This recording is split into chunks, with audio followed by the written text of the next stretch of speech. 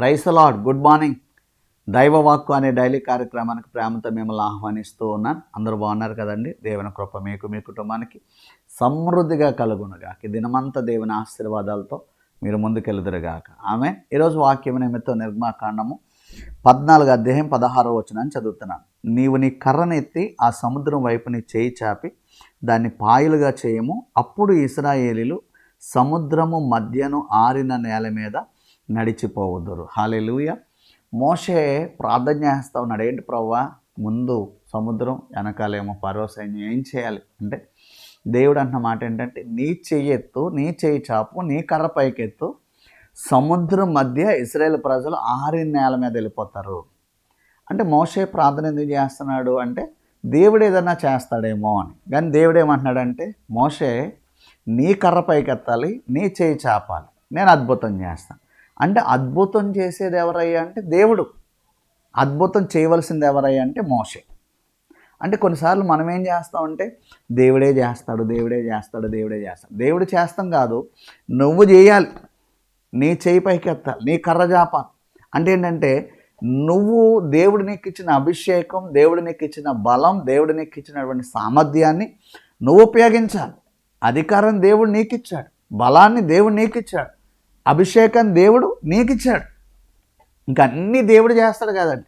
నీ అభిషేకంతో నీకున్న అధికారాన్ని నువ్వు ఉపయోగించాలి. హల్లెలూయా. కొన్నిసార్లు మనం ప్రార్థన చేస్తూ కూర్చోకూడదండి. అభిషేకంతో మనం డిక్లేర్ చేయాలి. మనం చెప్పింది చేస్తానన్నాడు. హల్లెలూయా.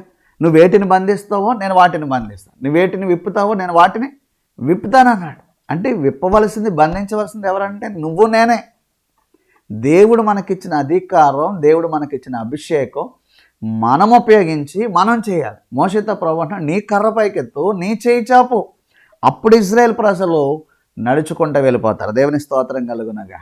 దావీదు ఏమంటున్నాడు చూడండి, సున్నతి లేని ఫిలిష్తీయుడు ఎంతటి వాడు, యుద్ధం యెహోవాదే అంటూ నేను యుద్ధానికి వెళ్తాను అన్నాడు.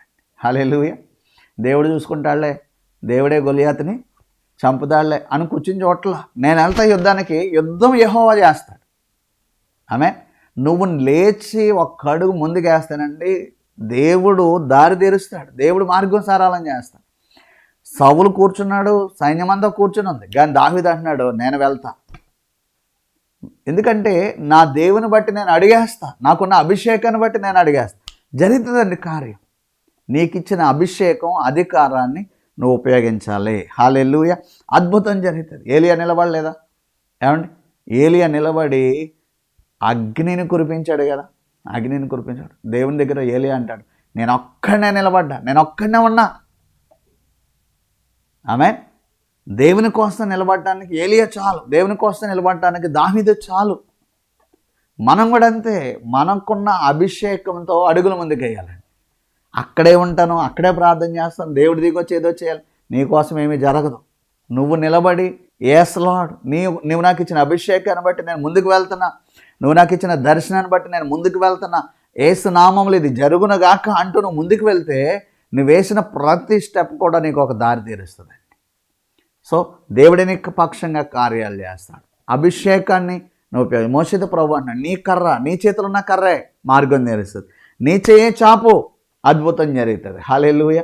అక్కడ దేవుడు చేయి చాపు అంటలేదు, మోషే నీ చేయి చాపు.